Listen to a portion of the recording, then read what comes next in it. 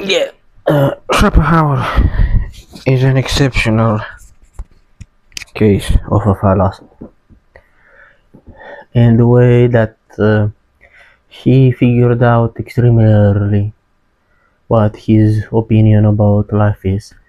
He established his system, and then he proceeded to write it down in the world as will and representation.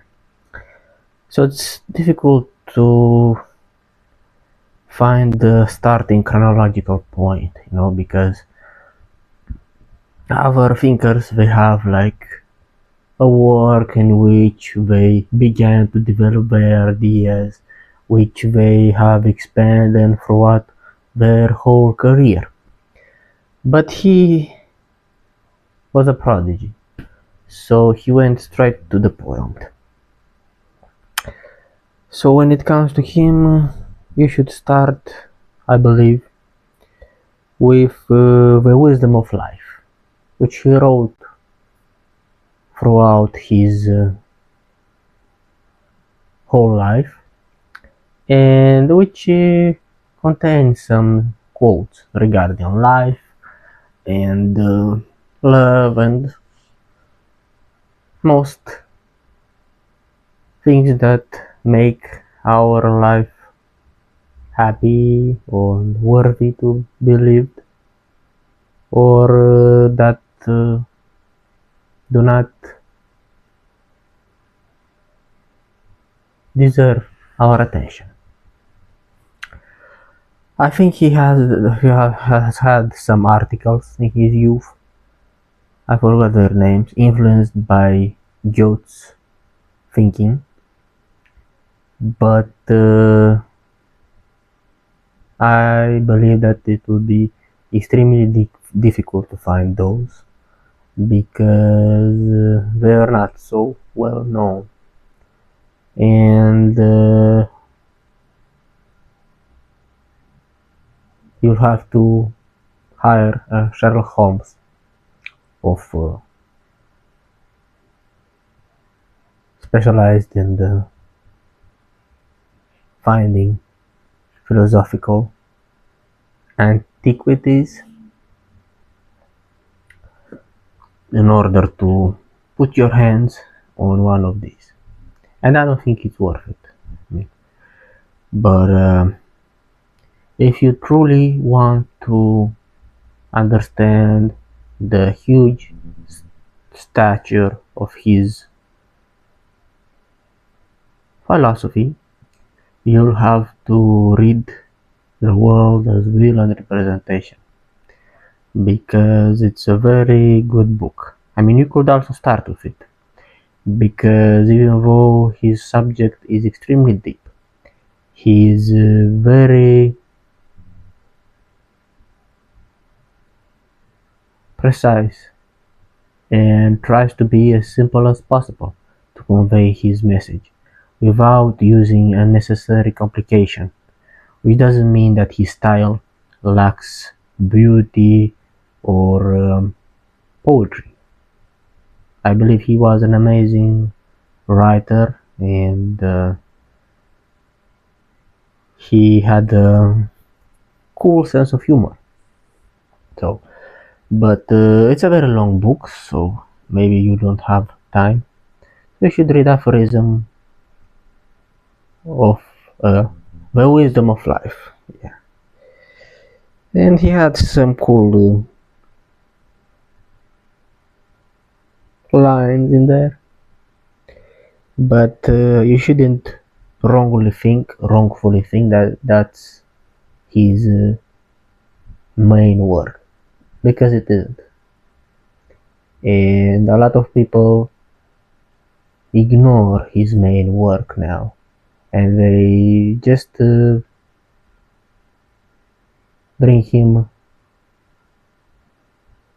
into discussion when it comes to exposing the evil nature of woman and the absurdity of life, so to speak. But that's only a part of his of part of the ruminations of his rare and complicated mind. So I believe he's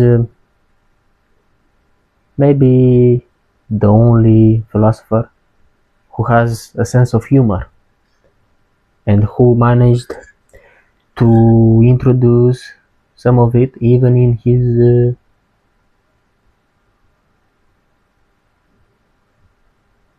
even if he's the world as will and representation, which is a book trying to cover both physical and metaphysical subject. It is a work that tries to explain the world as they used to do in the 19th century and which they abandoned now because at the start of the 20th century, with the advent of all these quantic theories, they kind of gave up on having one unified system of the universe, or gnoseology, so to speak, or I don't know the English word, but it's regarding knowledge, and it was the highest ideal that a philosopher could achieve in his life. Hegel has one, Kant has, and others. Descartes, Spinoza, most of the great thinkers have expressed their opinion regarding our ability to comprehend and interact with the world and how it happens, via which laws. So yeah, you should read The Wisdom of Life. It's an entertaining book, but also deep. He speaks not only of the female nature, but regarding just everything. However, if you've read his biggest book, then he kind of becomes predictable. But that's the case with all philosophers. If you've read before The World as Will and Representation and some other of his works, then you kind of know what to expect. So I wasn't too impressed by it because I've read those heretofore. But if you want to dive in, you can give it a try, and perhaps that will motivate you to read the Schopenhauer entirely, because he hasn't written so many books. I mean, in total he must have about 4,000 pages, which is not a lot. Most thinkers have more, although their other writings are not as important as their primordial works. So, and even though we kind of didn't hear about them, but that doesn't mean that they do not exist. But Schopenhauer,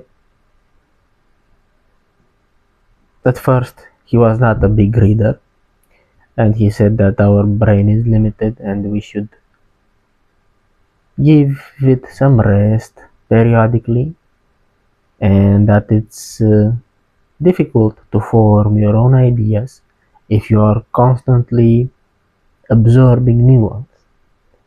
And I remember reading in the world representation that a remark that goes like those who read incessantly do it because they cannot find another way to escape the void that is their brain. So they need constantly to fill it up with something. And yeah, he has a lot of similar lines that made their mark on me. So yeah, I'll see you on the next video. And be sure to read at least something, and not only the quotes and his view somehow outdated regarding femininity, because that's just the weakest part in his philosophy, and we are discrediting him actually if we keep bringing up his edgy opinions regarding sexuality and the nature of the beautiful sex.